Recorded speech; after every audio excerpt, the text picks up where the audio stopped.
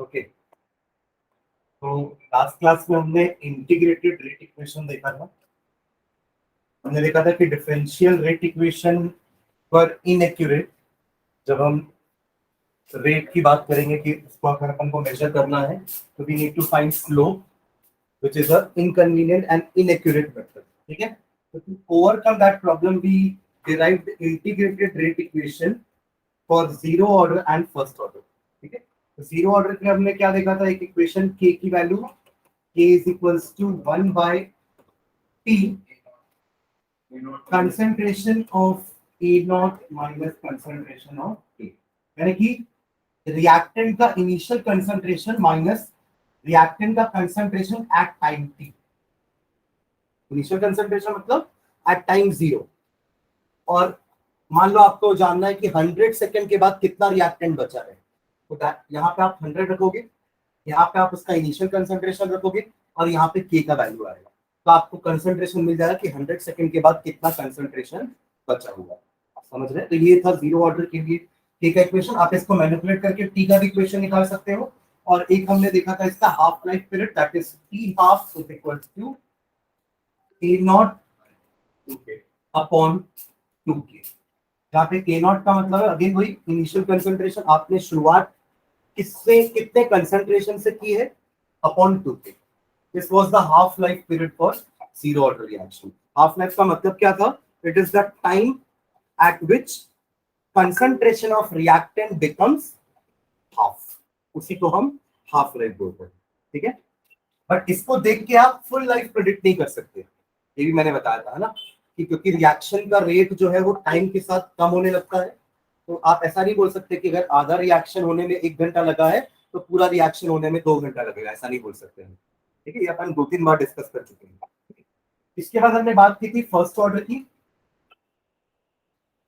First order में भी ऐसी k का एक एक्सप्रेशन निकाला था हमने, k is equals to 1 by t की जगह आप क्या आ जाएगा यहाँ पे 2.303 ना, 2.303 अपॉन t लॉग, हाँ a नॉट अपॉन a, या फिर आप जो वो भी सही a upon a minus x, एक ही मतलब। a का मतलब इनिशियल कंसंट्रेशन था और x का मतलब इतना कंसंट्रेशन कंज्यूम हुआ तो बचा कितना a माइनस x। मैंने यहाँ बताया था फोकस करके कि यहाँ पे आपको वो कंसंट्रेशन लिखना है जो बचा है, ये नहीं कि उस समय तक कितना खत्म हुआ। मान लो आपने स्टार्ट किया 5 मोल पर लीटर से, now it has been reduced to 2, यानी कि ऊपर का कंसंट्रेशन 5, नीचे का कंसंट्रेशन 2, रिड्यूस्ड टू 2 बोला है मतलब पहले 5 था, अब वो रिड्यूस होके 2 हो गया। ठीक है, मतलब that is the concentration after time t। समझ रहे? और ऐसे ही हमने इसका भी t हाफ कैलकुलेट किया था, इसका t हाफ कितना आ रहा था 0.693 अपॉन k। तो फ्रॉम हियर वी सॉ कि फर्स्ट ऑर्डर रिएक्शन के लिए t half is independent of half life, sorry initial concentration. आप इनिशियल कंसंट्रेशन कुछ भी लो, t half will be independent of initial concentration. समझ रहे हैं? जबकि इसमें ऐसा नहीं है, अगर आप इनिशियल कंसंट्रेशन ज्यादा लोगे तो आपका टी हाफ का वैल्यू ज्यादा आएगा, आप इनिशियल कंसंट्रेशन कम लोगे तो टी हाफ का वैल्यू कम आएगा, बट यहाँ पे ऐसा नहीं है। ठीक है, it is independent of initial concentration. तो ये 4 इक्वेशन हमने लास्ट क्लास में डिराइव किए थे, रेट कांस्टेंट का एंड हाफ लाइफ का, रेट कांस्टेंट का एंड हाफ लाइफ का for a first order and zero order reaction. यहाँ तक हुआ था। एक न्यूमेरिकल भी किए थे बेस्ड ऑन दिस, कुछ क्वेश्चन किए थे, एक छोटे मोटे क्वेश्चन थे, है ना, और इसके ग्राफ देखे थे, है ना। इसमें कौन कौन सा ग्राफ देखे थे एक बार याद दिलाना मुझे, जो अपन क्लास में देख लिए थे ग्राफ। हाँ, एक था graph of concentration of A, reactant का कंसंट्रेशन अपॉन टाइम, ये था। और ये तो हमेशा डाउनवर्ड ही बनेगा, राइट? समझ रहे? क्योंकि आपको पता है ना कि कंसंट्रेशन तो कम ही होने वाला रिएक्टेंट का टाइम के साथ। अगर आप उसका ग्राफ नहीं भी, इसका इक्वेशन नहीं भी देखोगे, तब भी आपको समझ में आना चाहिए कि we started with a concentration A nought, और टाइम के साथ वो कंसंट्रेशन कम ही होना है क्योंकि रिएक्टेंट है, वो रिएक्टेंट रिएक्ट करेगा ना टाइम के साथ, तो अल्टीमेटली उसका कंसंट्रेशन कम होने लगेगा। ठीक है, एक ग्राफ ये देखे थे। दूसरा ग्राफ देखे थे अपन T half versus A naught. ये भी सिंपल था, स्ट्रेट लाइन बन रहा था because T half is directly proportional to A naught. ठीक है, स्लोप निकालना चाहते हो निकाल सकते हो, 1/2 के इसका स्लोप है, इसका स्लोप भी निकल जाएगा इस इक्वेशन से ही। कितना आ रहा था स्लोप इसका? माइनस। ठीक है, और एक ग्राफ हमने देखा था रेट वर्सेस कॉन्सेंट्रेशन, और क्योंकि ये जीरो ऑर्डर रिएक्शन है तो रेट कंसंट्रेशन पर डिपेंड ही नहीं करेगा, इट विल बी कांस्टेंट। ये 3 ग्राफ हमने जीरो ऑर्डर के लिए देखे थे। ठीक है, और ऐसे ही कुछ ग्राफ मैंने आपको फर्स्ट ऑर्डर के लिए बनाने बोला था, है ना? 2 ग्राफ बनाने बोला था मैंने। एक था क्या था? लॉग ए वर्सेस टी या ln, लॉग ए बोला था क्या? ठीक है, तो लॉग ए वर्सेस टी कैसा बना था ग्राफ? फॉलोइंग ना, ठीक है। ओके, और दूसरा log A nought by A versus T, इसका कैसा बना है? ये तो ऐसे ही बन रहा है ना, log A nought by A versus T, T को इधर लेके चले जाओ, कितना आएगा देखो, log A nought by A is equals to K T upon 2.0। साफ साफ समझ में आ रहा है कि this is directly proportional to time. ठीक है, और स्लोप हो जाएगा k अपॉन 2.303। ग्राफ इसलिए जरूरी है, कई बार ऐसा होता है कि क्वेश्चन में आपको ग्राफ दे देगा, है ना? अब ग्राफ से समझना पड़ेगा कि ये आपका कौन से ऑर्डर का रिएक्शन है, और ग्राफ के हेल्प से आप बोल देगा कि स्लोप इतना है ना? समझ रहे हैं क्या बोल रहा हूँ? स्लोप इतना बता देते हैं, यहां से आप k का वैल्यू निकाल सकते हो अगर आपको स्लोप बता दिया है। k upon 2.303 is equals to slope, तो k की वैल्यू स्लोप इनटू 2.303। समझ में आ रहा है क्या बोल रहा हूं मैं? वंशिका, माही, समृद्धि, समझ में आ रहा है? Yes, sir.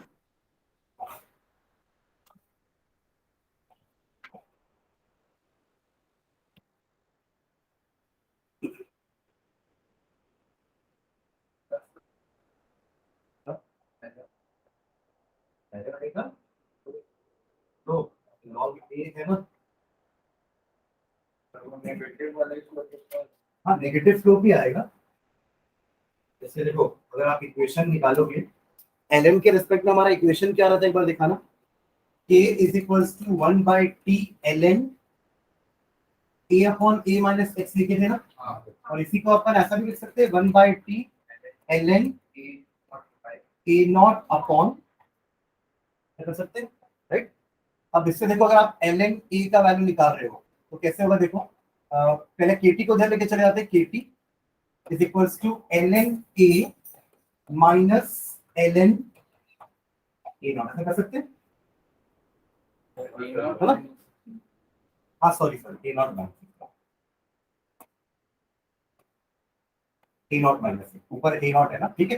मतलब ठीक है, अपन को ln a और t का ग्राफ बनाना था ना, ln a को इधर ले आओ, इज इक्वल्स टू, हाँ ठीक है, एक ही मतलब है, दोनों बराबर ही है, ठीक है।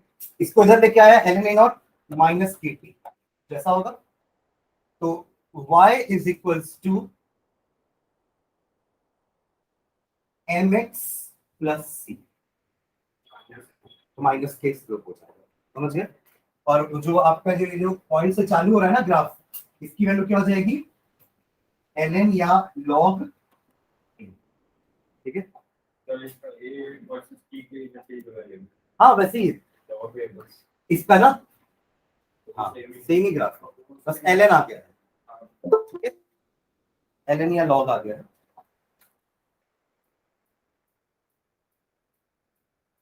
ठीक है, डन। चलो आगे बढ़ते हैं, नेक्स्ट इक्वेशन डालना, expression for the rate constant, expression for the rate constant, expression for the rate constant for the reactions of first order, expression for rate constant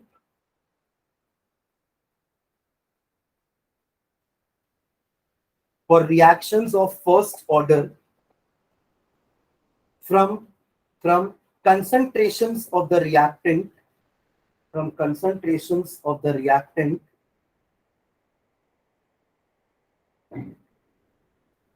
at two different times, at 2 different times. At 2 different times. ठीक है, हमारे पास जो equation है, इस equation, इसमें आप rate constant की value निकाल सकते हो अगर आपको कोई एक पर्टिकुलर टाइम पे कंसंट्रेशन दिया हुआ है और इनिशियल कंसंट्रेशन भी पता है। समझ रहे हैं? मतलब मैंने बोल दिया कि I have started the reaction with 5 मोल पर लीटर, आफ्टर 200 सेकेंड्स वो कंसंट्रेशन 2 मोल पर लीटर हो गया। तो आपके पास ये भी है 2, ये है 5, ये है 300, तो इससे आप के का वैल्यू निकाल सकते हो। बट अभी जो हमने हेडिंग लिखा है इसका क्या मतलब है, अगर आपको 2 टाइम्स दिए हुए हैं कि 50 सेकेंड में कंसंट्रेशन इतना था, 200 सेकेंड में कंसंट्रेशन इतना था, find the rate constant. Question समझ में आ रहा है क्या बोल रहा हूं मैं? You have been given 2 concentrations at 2 different times. आपने रिएक्शन स्टार्ट किया, 50 सेकंड बाद आपने जब ऑब्जर्वेशन किया तो कंसंट्रेशन इतना था, 100 सेकंड बाद जब ऑब्जर्वेशन किया तो कंसंट्रेशन इतना। तो how you will find the rate? समझ रहे? तो इस इक्वेशन से तो नहीं निकाल पाएंगे, राइट? क्योंकि इस इक्वेशन में आपके पास ये दोनों चीजें तो है बट इनिशियल रेट नहीं दिया है, इनिशियल रेट नहीं दिया होगा, ठीक है? Initial concentration, sorry, initial concentration नहीं पता है, बट मुझे 2 टाइम का कंसंट्रेशन पता है। मान लेते हैं वो टाइम T1 है और उस समय कंसंट्रेशन A1 है, और एक टाइम T2 है, उस समय कंसंट्रेशन A2 फॉर एग्जांपल। ठीक है, बस इतना ही डेटा आपको गिवन है और इससे आपको रेट कांस्टेंट निकालना है। क्लियर है? क्वेश्चन क्लियर है? ठीक है, तो अपन एक छोटा सा फॉर्मूला इसके लिए भी डिराइव करते हैं। इसी को तो मतलब पहले सॉल्व कर रहा हूं, ध्यान देना इधर। Kp is equals to ln A nought minus ln इसी इक्वेशन में T1 T2 की वैल्यू रख के हाँ फिर A1 by A2 नहीं कर A1 बाय, नहीं नहीं, वो अलग अलग टाइम का कंसंट्रेशन है ना। ये जो इक्वेशन है ये इनिशियल कंसंट्रेशन से निकलेगा, अगर आपको एक टाइम पे इसका कंसंट्रेशन पता है। इनिशियल ले लेंगे अपन, और वहां से चालू हो रही है। अब वैसे ही आएगा, कुछ आपका जो इक्वेशन आएगा वैसे ही आएगा, बस इनिशियल की जगह वो दोनों कंसंट्रेशन आएंगे। ठीक है, तो इससे अपन ये लिख सकते हैं, है ना? तो इससे ln A क्या हो जाएगा, ln A is equals to ln A nought minus KT, ऐसा आएगा। अब हम ये दो इक्वेशंस को इसमें डाल देते हैं। दो कंडीशन है हमारे पास कि at time T1 concentration is A1 and at time T2 concentration is K2। इन दोनों पर आप पुट करते हैं तो पहला इक्वेशन क्या बनेगा, ln A1, ये तो सेम रहेगा दोनों के लिए, ln A nought minus KT1, this is first equation. और अब दूसरा कंडीशन भी डालते हैं दूसरे इक्वेशन पे, ln A2 is equals to ln A nought minus KT2। अब दोनों को माइनस कर दो इक्वेशन को, उससे क्या होगा, ln A नॉट कैंसिल हो जाएगा। ए नॉट दिया भी नहीं था मुझे, अपने क्वेश्चन में इनिशियल कंसंट्रेशन नहीं गिवन है। क्या गिवन है, एट टाइम T1 का कंसंट्रेशन पता है और टाइम T2 का कंसंट्रेशन पता है। I am not knowing the concentration कि हमने स्टार्ट किससे किया था। तो ऐसा करके अपन ये जो इनिशियल कंसंट्रेशन को माइनस कर देंगे, कैंसिल कर देंगे। समझ में आ रहा है? तो अगले स्टेप में मैं दोनों को माइनस कर रहा हूँ, इक्वेशन 1 माइनस इक्वेशन 2। तो ln सीधा लिख दो A1 बाय A2, हाँ माइनस होगा, फिर वो आगे जाके अपन लॉग का प्रॉपर्टी लगाने वाले हैं, राइट? और ये दोनों माइनस होगा तो ln A nought minus KT1 minus ln A not plus KT2, ऐसा होगा। ln A nought minus ln A not cancel, क्या बचा, K कॉमन निकालूंगा तो T2 माइनस, समझ रहे? हमारा फाइनल इक्वेशन क्या बन गया, याद रखिएगा, K is equals to 1 by T2 minus T1, यानी कि जो ज्यादा टाइम वाला है माइनस जो कम टाइम वाला है, into ln A1 upon, clear है? और अगर आप चाहो तो इसको लॉग में कन्वर्ट करोगे तो 2.303 का मल्टीप्लाई कर देंगे। ठीक है, स्टार्ट यहां से करेंगे। We know that A is equals to इतना,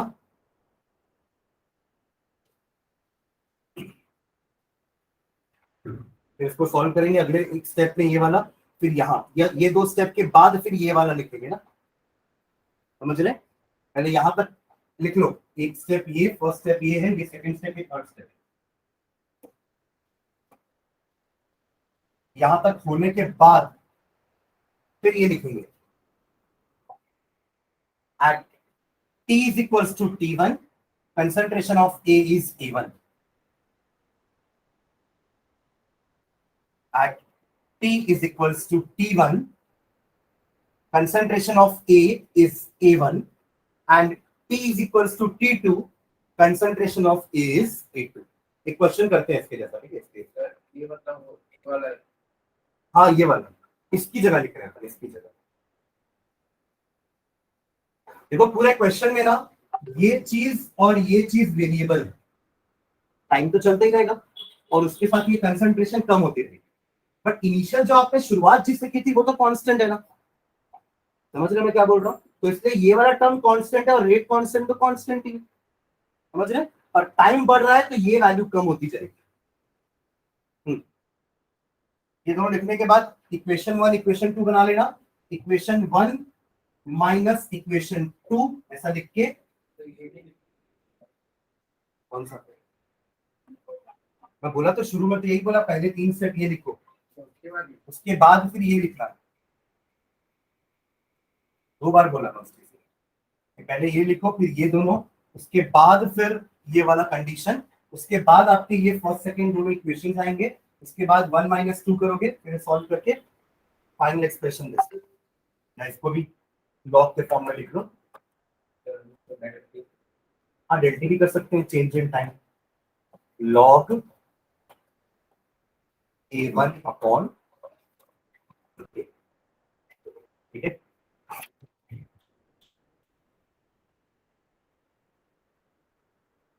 वंशिका, समृद्धि, माही, सानिया, समझ में आ रहा है? Yes, sir. So, मैंने लेक्चर सारे अपडेट कर दिए हैं, जो जिसका जो लेक्चर छूटा आप लोग देख लेना, ठीक है? फिजिक्स के भी लास्ट वीक के 3 लेक्चर डल गए हैं और केमिस्ट्री के भी।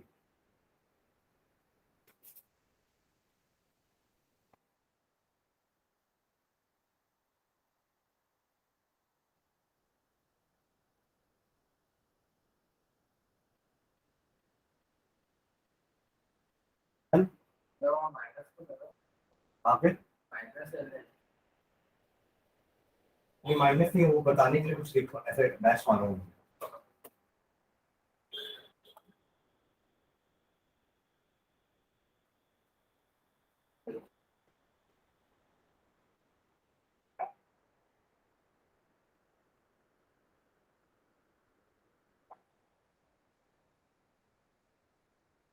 आप जो बोल रहे थे वही चीज है, बट हमने इसका फॉर्मूला लिखा है, ठीक है? हाँ वही चीज तो हुआ ना, यहाँ पे हम T1 को इनिशियल टाइम ले लिए, उसके कंसंट्रेशन को A1 ले लिए, और T2 को फाइनल टाइम ले लिए, उसके कंसंट्रेशन को A2 ले लिए।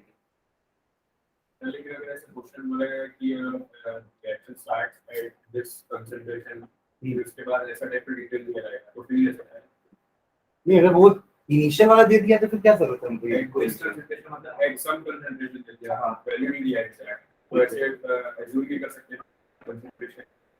इनिशियल कंसंट्रेशन कैसे एज्यूम करें, मैं नहीं समझ पा रहा। जैसे यहाँ पर हम लोग एक टाइप का आपके वही हो गया कि जो A1 है वो इनिशियल है और A2 जो है वो उसके बाद का है। हाँ ठीक है, दोनों का टाइम चेंज डेल्टी हो गया, ठीक है। लेकिन पहले से अगर क्वेश्चन दिया जाएगा कि reaction start at some concentration, हाँ उसका वैल्यू दिया जाता है, उसके बाद ऐसी सेम डिटेल्स है। हाँ तो कंसंट्रेशन हाँ तो भी ले सकते हैं, तो भी ले सकते हैं। वैसे करके ln a not a not का आपको काटना है, फिर यही यूज करना ना, डिराइव थोड़ा करना है हमको, ठीक है? चलो क्वेश्चन लिखो, देखो क्वेश्चन है, the initial concentration of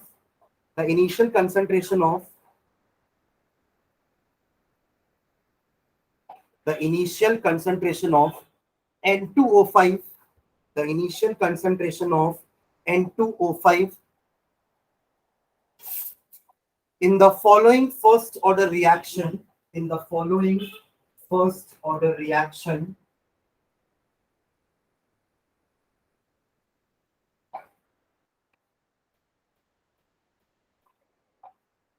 the initial concentration of N2O5 in the following first order reaction लिख लो ये वाला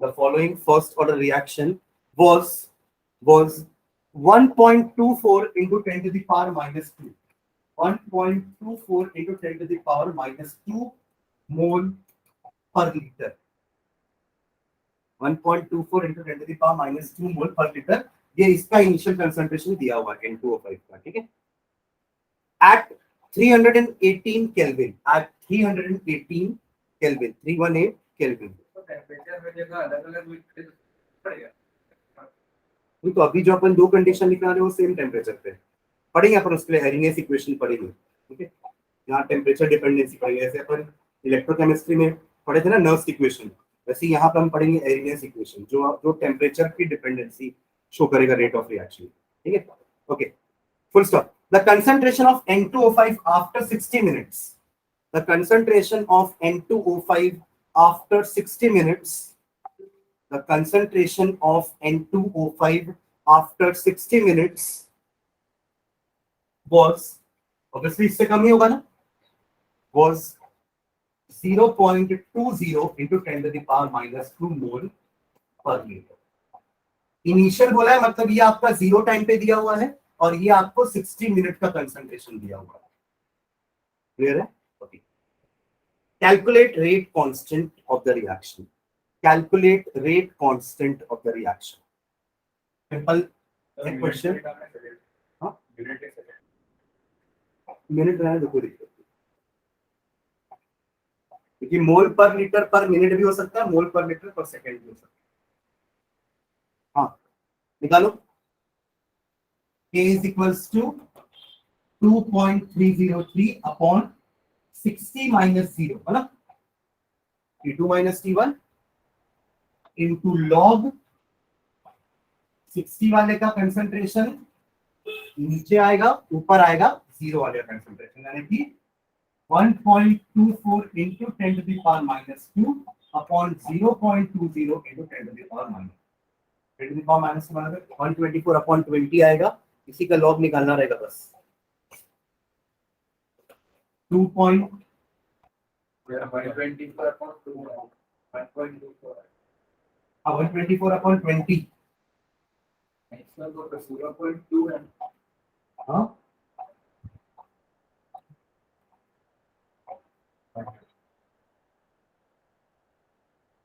तो 6.2 पर आओ 6 पॉइंट यानी कि 62 का जीरो देखना पड़ेगा अब वो आ रहा है 0.038 लॉग ऑफ 6.2 कितना आ रहा है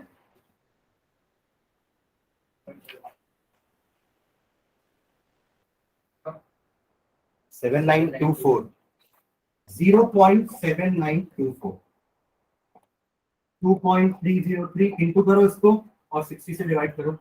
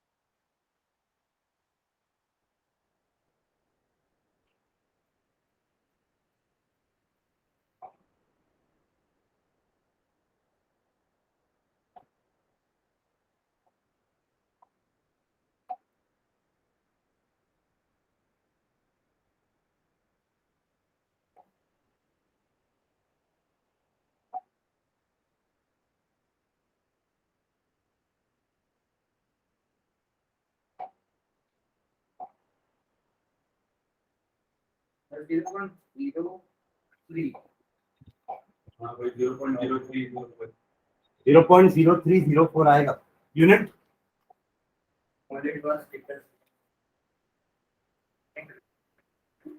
मिनट में नहीं, और ऑर्डर तो देखो, आपके फर्स्ट ऑर्डर के लिए पर सेकंड होता है, पर मिनट है ना, पर मिनट। तो वैसे मेरा आंसर 0.029 ये आ रहा है। 0.029 इन दोनों का मल्टीप्लिकेशन कितना आ रहा था? तो मैं उसको भी डिवाइड कर 0.7 something इनका मल्टीप्लिकेशन 1.825 कुछ आएगा, 1.8248 तो ये हो जाएगा आपका 1.8। सर हाँ 1.8 to 4 आ गया। किसका आ गया? किसने बोला? आंसर आ गया। अच्छा, तो 1.825 आएगा इसका मल्टीप्लिकेशन अप्रॉक्स करने के बाद। 1.8248 आएगा तो उसको अपन अप्रोक्सीमेट करके 1.825 कर दिए और अपॉन 60 करेंगे तो 0.0304 पर मिनट आएगा। That will be the value of के। क्लियर है क्वेश्चन? ठीक है, तो ये फॉर्मूला का यूटिलिटी समझ में आ गया ना, कैसे यूज करेंगे फॉर्मूले को। ठीक है, चलो नेक्स्ट एक हेड डालना, very important topic, integrated rate equation for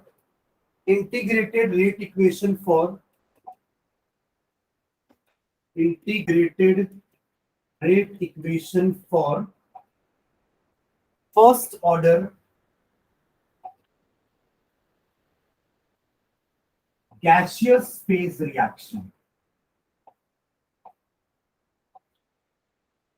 अगर आपका रिएक्शन गैस फेज में हो रहा है तो हम कंसंट्रेशंस नहीं लेंगे, ठीक है, तब हम लेंगे pressures, will take pressure.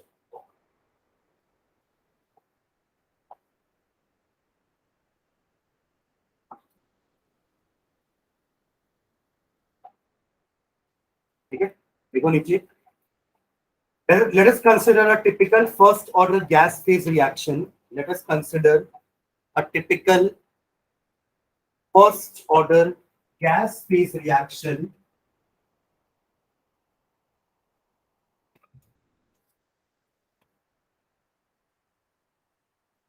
Reaction भी लिखना, A gives B plus C और तीनों के ब्रैकेट में G लिखना ताकि पता चले कि हाँ ये गैसियस फेज का रिएक्शन है। ठीक है, अब देखो सॉल्यूशन के केस में टाइम के साथ कंसंट्रेशन कम होता है, राइट। गैसेस के केस में टाइम के साथ प्रेशर कम होगा रिएक्टेंट का, क्योंकि जब रिएक्टेंट गैस बहुत सारी होंगी तब उनका प्रेशर ज्यादा होगा, they will be exerting more pressure on the vessel.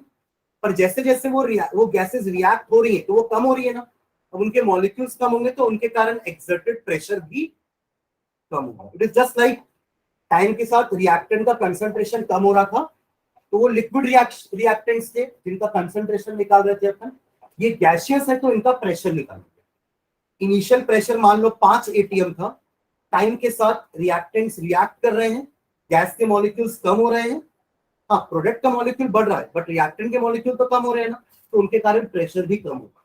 तो टाइम के साथ ये 5 atm का गैस का प्रेशर कम होके 3, 2, 1 atm होने लगेगा, मतलब वो रिएक्ट हो रहे हैं तो उनका मॉलिक्यूल कंज्यूम होगा, मॉलिक्यूल कंज्यूम होगा मतलब प्रेशर कम होने लगेगा, क्योंकि जितना ज्यादा मॉलिक्यूल्स होंगे उतना ज्यादा बॉम्बार्डिंग होगी और उतना ज्यादा प्रेशर होगा।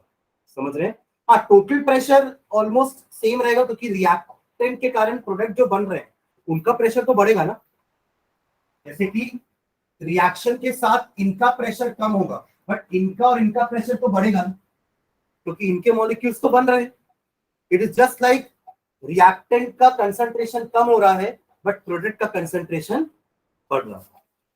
समझ रहे हैं ना? बस यहाँ पे फर्क कितना आ रहा है, वहां हम कंसंट्रेशन की बात करते हैं, ये will talk about pressures. Clear है?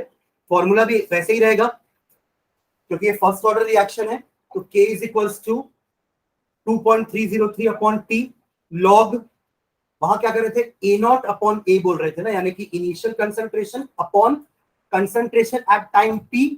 वैसे ही यहां भी सेम चीज है, log initial pressure of reactant upon reactant का प्रेशर एट टाइम T। समझ में आ रही बात? बस कंसंट्रेशन की जगह प्रेशर्स आ गया है, बाकी पूरा कंसेप्ट वैसा ही है। क्लियर है? जो आपने क्वेश्चन भेजा है वो इसी से रिलेटेड है ना, सेकंड क्वेश्चन। ठीक है, चलो तो ये इस चैप्टर का पूछा था ये, हाँ मतलब ये इसी टॉपिक से था, इसमें बताया तेरे कंसेप्चुअल क्वेश्चन है क्योंकि सारे जेडब्ल्यू के है ना, वो सारे कंसेप्ट बेस्ड क्वेश्चन था, वो अपन कर चुके हैं क्लास में सारे। बस थोड़ा सा उसमें दिमाग लगाएंगे तो वो भी बन जाएंगे। ठीक है, उसका थोड़ा लेवल हाई है क्वेश्चन का।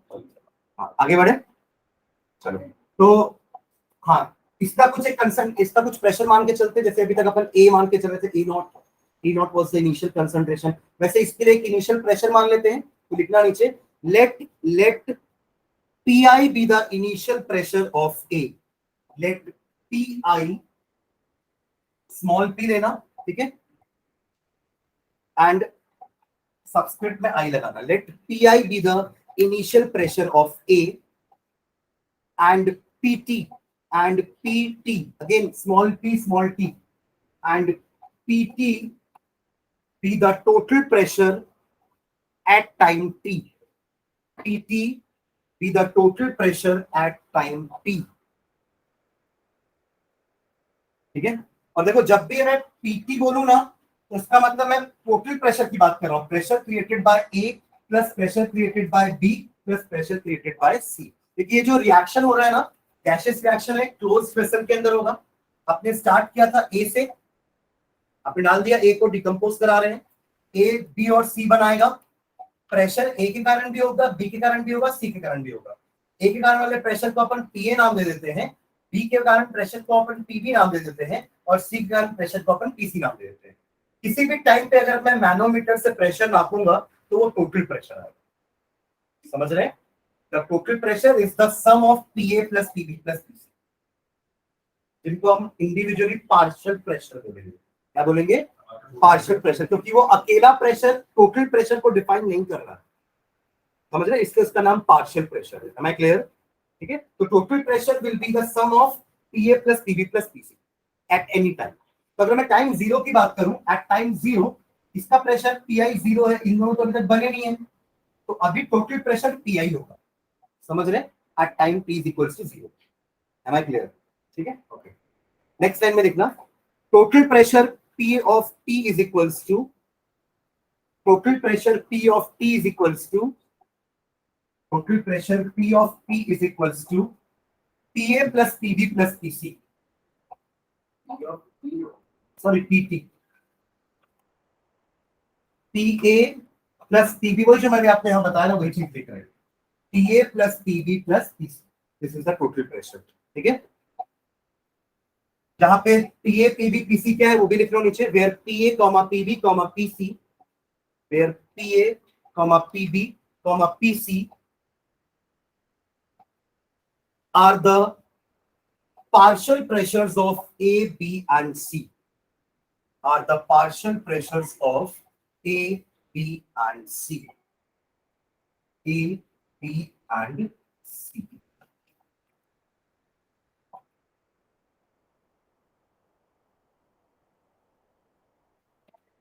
Done? Next, अगली लाइन में लिखना, if X ATM be the decrease in pressure of A, if X ATM ले रहे हैं यहाँ पे यूनिट, आप बार ले सकते हो, पास्कल हो सकता है, और टॉर हम डिस्कस कर चुके हैं यूनिट जब पढ़ रहे थे। मतलब रेट का यूनिट कंसंट्रेशन के लिए क्या था, मोल पर लीटर पर सेकेंड, और जब प्रेशर के टर्म्स में निकालेंगे तो एटीएम पर सेकेंड या बार पर सेकेंड, जो भी प्रेशर का यूनिट दिया होगा, यहाँ पे एटीएम ले रहे हैं तो एटीएम के रेस्पेक्ट में बताएंगे। ठीक है, ओके। तो if X ATM be the decrease in the pressure of A at time T, if X ATM be the pressure, if X ATM be the pressure, be the decrease in pressure, sorry, na, be the decrease in pressure of A at time T, and 1 mole each of B and C is formed, and 1 mole each of B and C is formed,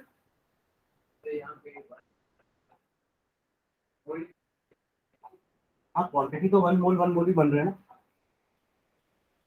and हम balance equation की बात करें तो balance equation भी तो मोल से बताना पड़ेगा ना कि 1 मोल ऑफ गैस रिएक्ट करी तो 1 mole of A gas B gas बनाई और 1 मोल ऑफ सी गैस बनी। ठीक है।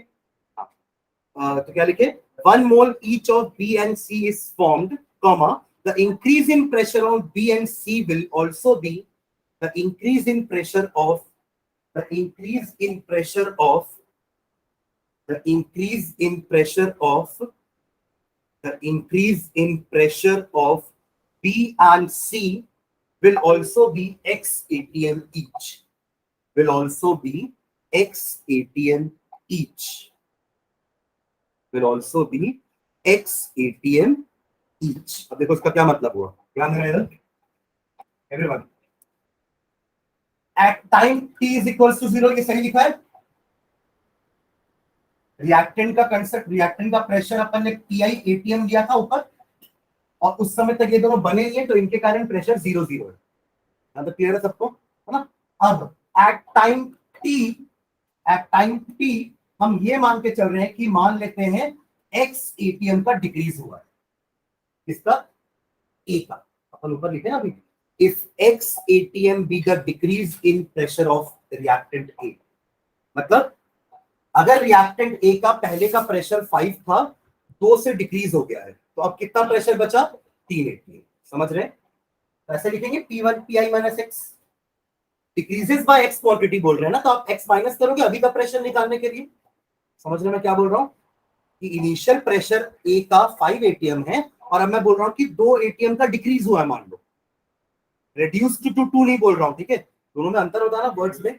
हाँ रेड्यूस्ड बाय 2 है तो 3 एटीएम, रेड्यूस्ड टू 2 बोलता तो उसका उस समय का प्रेशर ही 2 एटीएम होता, फिर 2 माइनस नहीं करेंगे। समझ रहे ना, तो थोड़ा सा शब्दों का जाल है ना, इसमें फंसना नहीं है। अगर रेड्यूस्ड टू 2 लिखा है तो डायरेक्टली 2 ही लेते हैं यहाँ पे, पर यहाँ तो रेड्यूस्ड बाय 2 लिखा है ना तो अपन -2 करेंगे। क्लियर है, ठीक है। अब अकॉर्डिंग टू आवर इक्वेशन, यहाँ जो हमने इक्वेशन लिया है 1 मोल ए के कारण 1 मोल बी और 1 मोल सी बन रहा है, ये रिएक्शन चेंज हो सकता है ना। समझ रहे, जैसे अभी अपन इससे पहले जो लिखे थे ना N2O5 वाला, उसमें देखो 1 mole of gas 2 mole of gas बना रही थी, वहां हाफ मोल बना रही थी। समझ रहे, तो यहाँ पे फिर आपका वो स्टोइकोमेट्रिक कोएफिशिएंट अलग अलग है तो उसके अकॉर्डिंग चेंज आएगा।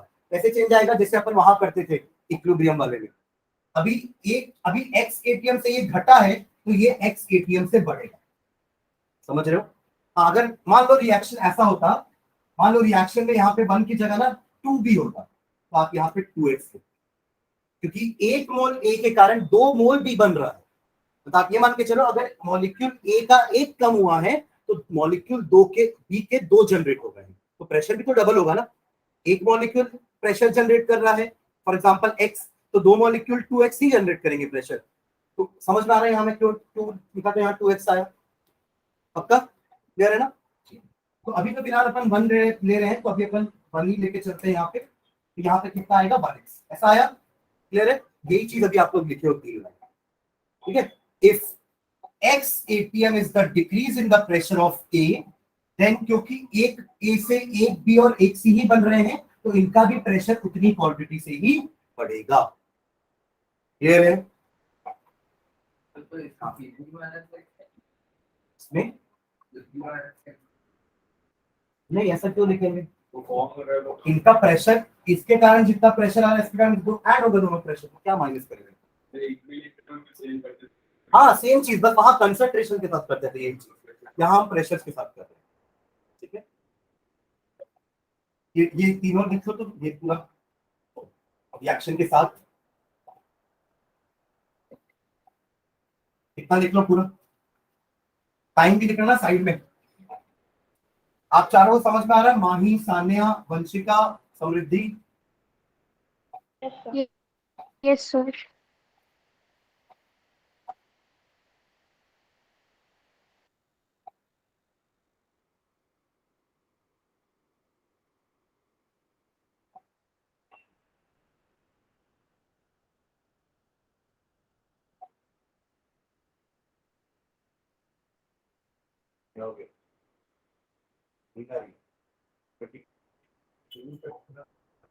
पास है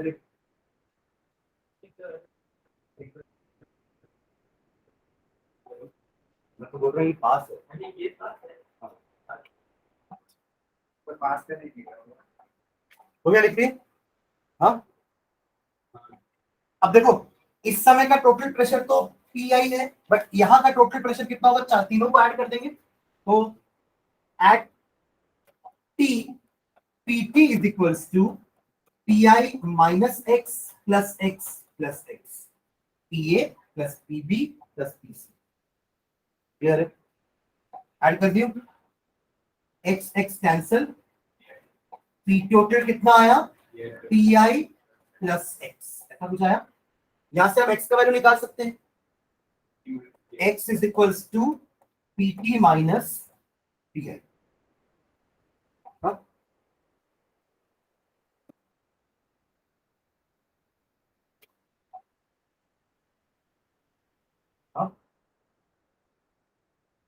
अपना फाइनल इक्वेशन निकाल रहा हूं, फिर लिखना कितना आ गया, x is equals to P T minus P आई।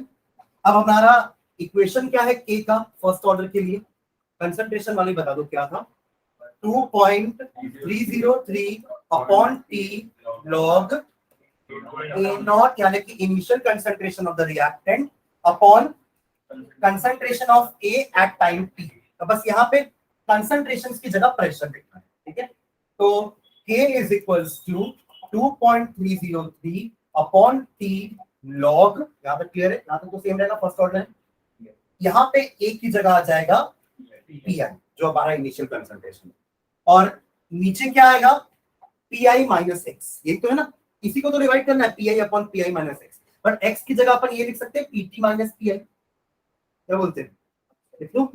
तो पी आई माइनस और एक्स की जगह पी टी माइनस, आप चाहो तो पहले step P I minus x लिख लो, अदरवाइज आप लोगों को कंफ्यूजन हो कि ये कहां से आगे लिखेंगे, ऐसा कुछ होगा पहले, फिर x की वैल्यू यहां पुट कर दो जो अपन ऊपर निकाले हैं, तो क्या हो जाएगा, k is equals to 2.303 upon t log of P I upon, हाँ माइनस माइनस प्लस होगा, 2 पी आई माइनस,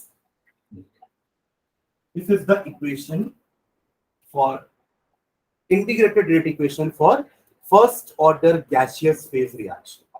समझ गए? तो हमने कुछ नहीं किया है, ऊपर इनिशियल प्रेशर आया है, नीचे उस समय का प्रेशर आया है रिएक्टेंट का, जैसे हमारा ये इक्वेशन होगा, बस वहां कंसंट्रेशन था, यहाँ प्रेशर, यूनिट चेंज हो जाएगी, यहाँ अपन इसको पर मिनट या पर सेकंड बोलते थे, क्या वो तो टाइम के साथ ही होगा ना, यहाँ भी पर मिनट पर सेकंड ही होगा के का यूनिट। फर्स्ट ऑर्डर के लिए तो के में तो कुछ नहीं रहता ना, सिर्फ पर मिनट होता है, पर टाइम होता है, ठीक है। हाँ, इसके लिए मैं जीरो ऑर्डर के लिए इसका कोई रिएक्शन मतलब इक्वेशन नहीं है, सिर्फ फर्स्ट ऑर्डर के लिए, ठीक है। सर नीचे में लेकिन प्रूफ नहीं आना चाहिए ना, कहाँ नहीं आना चाहिए प्रूफ, पीआई अपॉन पीआई ये? माइनस पीटी है। हाँ सर मैं वो कैलकुलेशन का नहीं करूँ, लेकिन अपॉन में 2 के वाला है।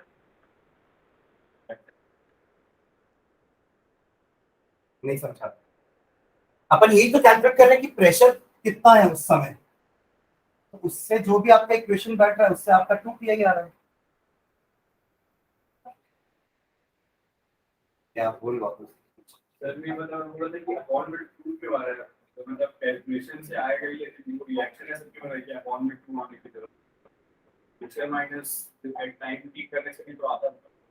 हाँ बट हमको एग्जैक्ट प्रेशर नहीं पता ना कि उस समय उसका प्रेशर कितना है या कितने से कम हो रहा है, अपन रिएक्शन की हेल्प से तो निकाल रहे हैं कि उस समय प्रेशर कितना रहेगा उस समय, वो ऐसा एक क्वेश्चन करते हैं इसका अपन, ठीक है। ये फॉर्मूला याद करने की जरूरत नहीं है, ठीक है, समझ रहे मैं क्या बोल रहा हूँ, ये फॉर्मूला मत याद करना कि 2 P I minus P T क्या है, ठीक है। एक क्वेश्चन करेंगे ना उससे आपको समझ में आया कि इसको अपन सॉल्व कैसे करेंगे, ठीक है। तो डिराइव करने डेरिवेशन में आएगा, नहीं भी आ सकते, फॉर्मूला भी आता है।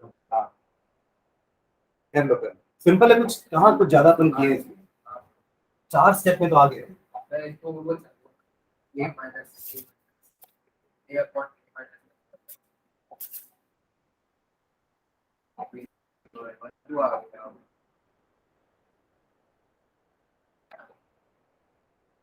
यार हाँ मैं समझ गया, तो वही बोल रहा ए अपॉन ए माइनस एक्स है, बस सामने 2 आ गया, वैसे याद रखिए। अब देखो याद करने के बाद आप लोग जैसे ट्रिक बना लो वैसे याद हो जाएगा, ठीक है। Done this one. एक गैस वाला क्वेश्चन करते हैं।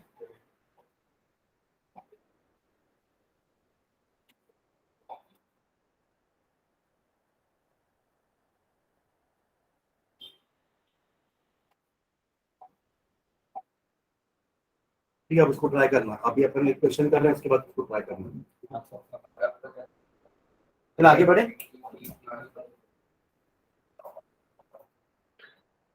देखो question, the following data were obtained, the following data were obtained during the first order, the following data were obtained during the first order, during the first order thermal decomposition of N2O5, during the first order thermal decomposition of N2O5.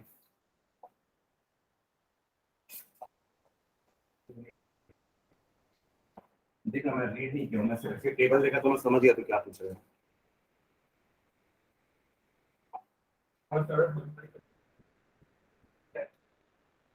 First order thermal decomposition of N2O5, nitrogen pentoxide, at constant volume. At constant volume. At constant volume का मतलब वही होता है कि the reaction is taking place in a closed beaker. अगर आप close beaker में नहीं करोगे तो गैसेस एस्केप हो जाएंगी ना, ये प्रेशर कैसे कर पाएंगे?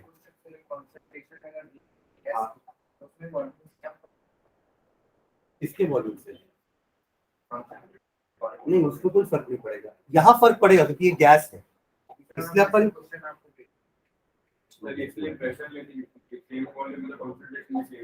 हाँ ठीक है। तो 2N2O5 gives 2N2O4 plus O2, equation लिख लो और टेबल बनाना। इसका दो डेटा दिया हुआ है, इसके क्वेश्चन ऐसे ही आएंगे, ठीक है।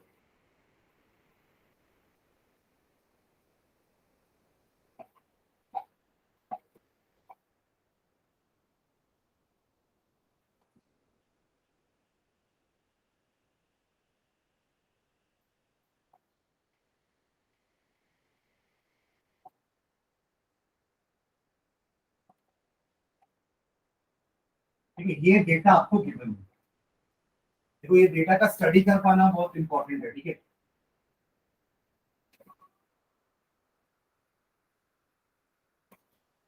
कैलकुलेट के रेट कांस्टेंट, ठीक है। अब क्वेश्चन समझो क्या है। जब आपने रिएक्शन स्टार्ट नहीं किया था, ध्यान दो इधर, रिएक्शन स्टार्ट नहीं किया था मतलब टाइम 0 पे टोटल प्रेशर कितना है? 0.5। मतलब ये सिर्फ और सिर्फ इनिशियल प्रेशर है आपके रिएक्टेंट का। याद है अभी अपन जो किए थे पीआई, फर्स्ट केस में जब 0 था तब टोटल प्रेशर पीआई आ रहा था, pi plus 0 is pi total pressure. वही यहाँ पे क्या दिया हुआ है डायरेक्टली? 0.5। समझ रहे हैं? अब दूसरा क्या दिया हुआ है कि 100 सेकेंड के बाद टोटल प्रेशर यानी कि इसका प्रेशर प्लस इसका प्रेशर प्लस इसका प्रेशर मिला के 0.512। हाँ, इसका कम हुआ है, इन दोनों का बढ़ा है। समझ रहे? इन दोनों 0 से आगे बढ़े हैं और ये 0.5 से कम हुआ। समझ रहे question? What is the value of के? आपको इसका इनिशियल कंसंट्रेशन तो पता है 0.5, ध्यान दो इधर। आपको इसका इनिशियल कंसंट्रेशन पता है 0.5, कंसंट्रेशन बोल रहा हूं, प्रेशर 0.5 पता है। आपको बस 100 सेकेंड्स पे इसका प्रेशर निकालना है। प्रेशर बढ़ कैसे गया मतलब? तो ये दोनों बन रहे हैं तो प्रेशर बढ़ेगा ना भाई। टोटल प्रेशर दिया है, सिर्फ इसका प्रेशर थोड़ा ना दिया है।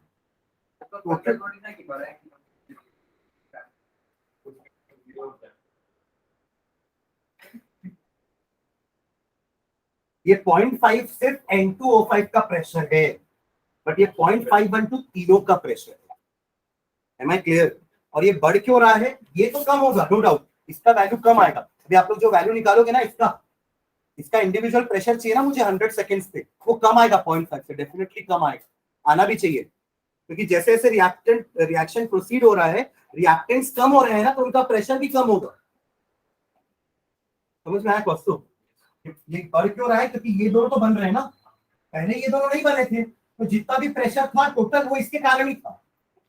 बट 100 सेकंड के बाद ये कम हुआ है, इन दोनों बड़े हैं, तो इनके कारण प्रेशर बढ़ेगा, इसके कारण प्रेशर कम हो जाएगा। बट ऐड करने पे ओवरऑल इससे ज्यादा आ रहा होगा, हो सकता है, क्या प्रॉब्लम? ठीक है, इंडिविजुअल इसका कहां से निकालोगे? हाँ, डायरेक्टली फॉर्मूला से कर सकते हैं, पर इसमें मतलब फॉर्मूला मत रखो, 3 स्टेप में हो जाएगी चीजें। ठीक है, चलो स्टार्ट वैसे ही करेंगे। पहले रिएक्शन लिख लो। 2N2O5 gives 2N2O4 plus O2, ऐसा होगा। अब T इज इक्वल टू 0 में क्या दिया हुआ है, ध्यान देना इधर, 0.5 0 एंड 0 ऐड करके आ रहा है 0.5, हाँ, and T is equal to 100 में क्या होगा?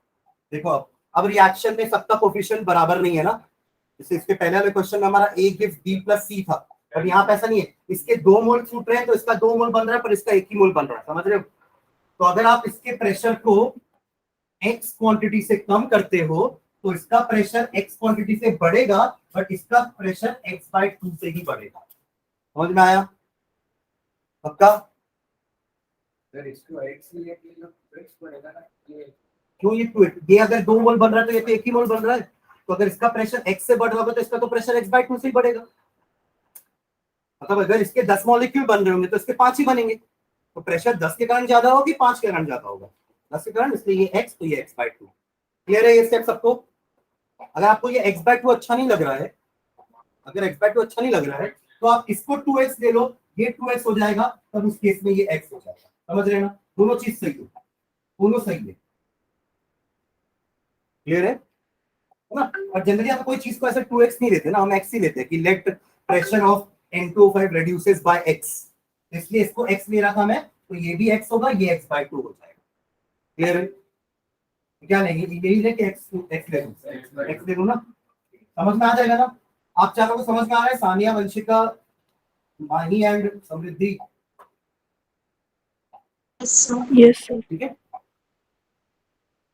बोलो तो।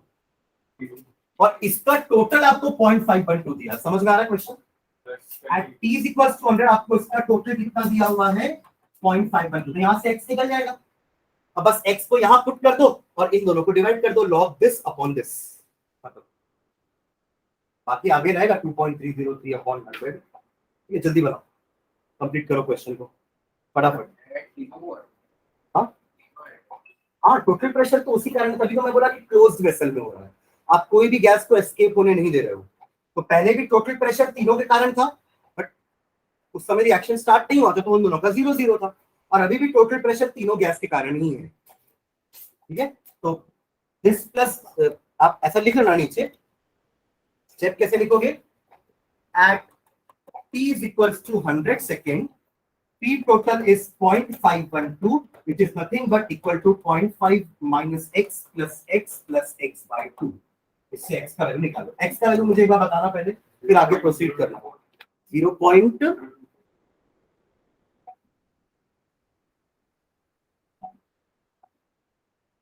नहीं तो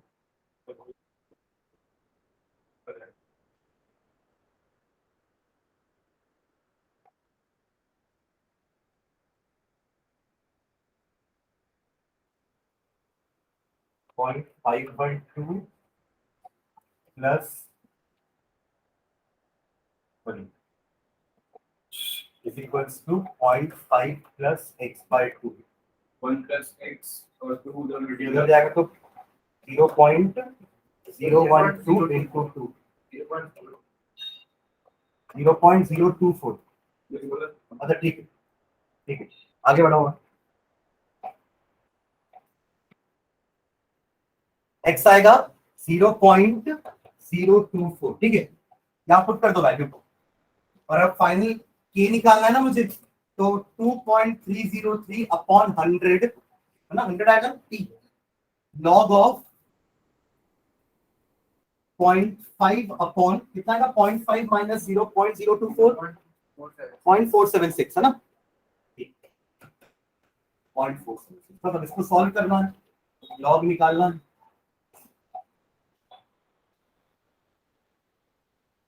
समझ में आ रहा है आप चारों को? So like 0.2 into 0.5 minus 1. करके देख, मैं एक बार डायरेक्टली बस इतना ही निकाल के देख, क्या था अपना वहां पे, पी आई अपॉन 2 PT जाके 2 PI, 2 PI minus 2 PI minus PT। तो PI मेरा 0.5 है और नीचे 2 इंटू PI करूंगा तो 1 बचेगा 0.5 क्या बोल रहा हूँ? 0.5 into 2 से है ना, हाँ 1 माइनस वही आ रहा है ना। वही बचा, हाँ। नहीं सर प्लस माइनस के, हाँ डिफरेंस है सर 488 आएगा। सर तुम 3.91 into 10 to the power minus 4 आ रहा है मतलब इसे तो हम बोला कि फॉर्मूला मत याद करना, वो इक्वेशन तो इक्वेशन शायद चेंज हो रहा है इसलिए। मोल्स के कारण से इतना फाइनल आंसर 0.00 डिराइव करके बता देना आप कैसे प्रोसीड करोगे। हाँ एक मिनट बता दो क्या बोला, सही है, सही है थोड़ा क्या है, 0.0004 0.0004 4905 इसको ठीक कर देना, 4.90 कर लो 10 to the power minus 4। अरे तेरे पास तो कैलकुलेटर ENG दबा आ जाएगा।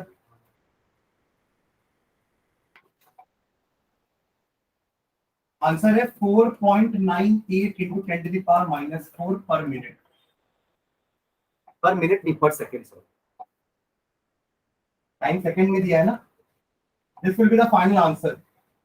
ये 498 होगा, देखना चाहिए देखिए 4.98 into 10 to the power minus 4 है, ठीक है। 4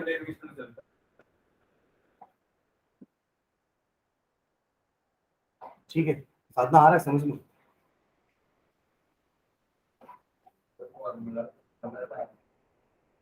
इसको तो बोलते फॉर्मूला में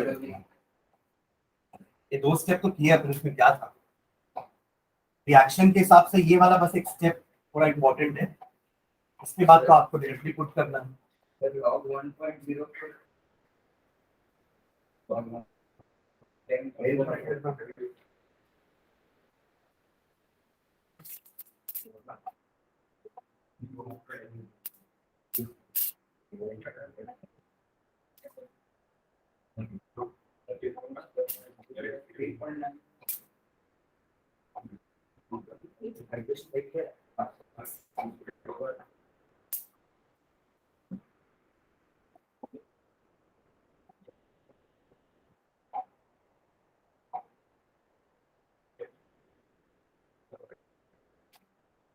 ठीक है,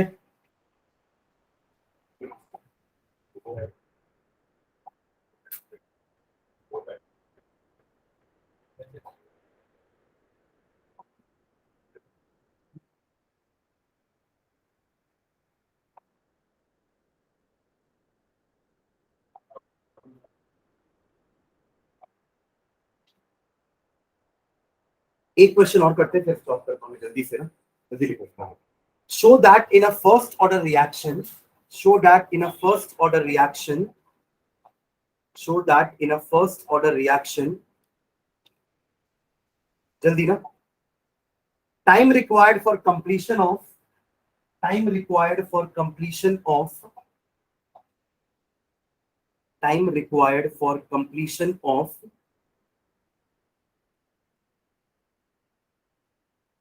99.9%, 99.9% is 10 times, is 10 times, is 10 times of half life of the reaction, 10 times of half life of the reaction, 10 times of half life of the reaction। Question on math, first order के लिए T half कितना होता है, ठीक है formula 0.693 के, it is independent of initial concentration. आपको prove करना है कि 99.9% रिएक्शन होने में हाफ लाइफ का 10 गुना टाइम लग रहा है। ये है टू प्रूफ। क्वेश्चन पढ़ो वापस से। ये 50% पे, उससे 10 गुना करना है, बोला कि ऐसा होगा। आप ये प्रेडिक्ट नहीं कर सकते कि आधा रिएक्शन होने में अगर 1 घंटा लग रहा है तो पूरा रिएक्शन होने में 2 घंटा लगेगा। देखो आधा रिएक्शन होने में जितना टाइम लग रहा है उसका 10 गुना टाइम लग रहा है 99.9% कंप्लीट होने के रिएक्शन। ये नहीं, ऐसा जरूरी नहीं है, फर्स्ट ऑर्डर के लिए अपन बोल सकते हैं। ठीक है, क्लियर है? क्वेश्चन समझ में आ गया ना? एक बार रीड करो फटाफट क्वेश्चन वापस से।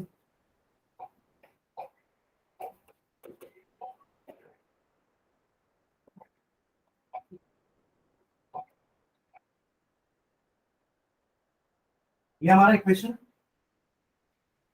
ना, इसी से अपन टी निकालते हैं ना। तो टी हाफ तो मुझे पता है, बस मुझे डिवाइड करके निकालना पड़ेगा। बस मुझे क्या निकालना है? टी 99.9।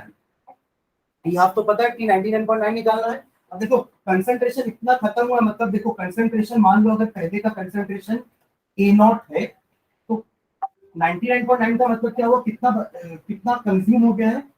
0.999 A0 कंज्यूम हो गया है। ये होगा इसका मतलब।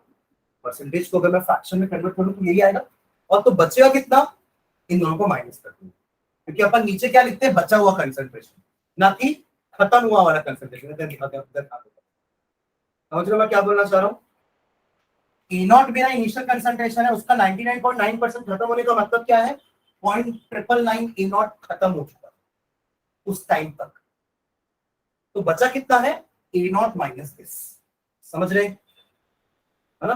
तो T 99.9 is equals to 2.303 upon K log A0 की जगह तो A0 ही रहेगा इनिशियल कंसंट्रेशन, और नीचे मैं लिख दूंगा A0 माइनस 0.999। ठीक है, जो कि कितना हो जाएगा? 0.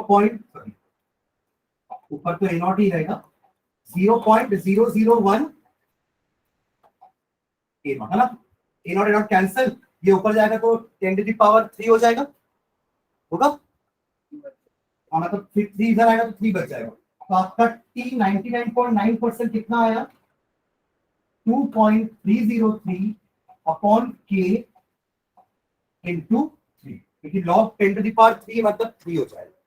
3 सामने आएगा ना जंप करके, 3 log 10 1 होता है, तो 3 इतना बचेगा, ये बचेगा बस। और ये T हाफ इतना है, अब दोनों को डिवाइड करो, कितना आएगा देखो।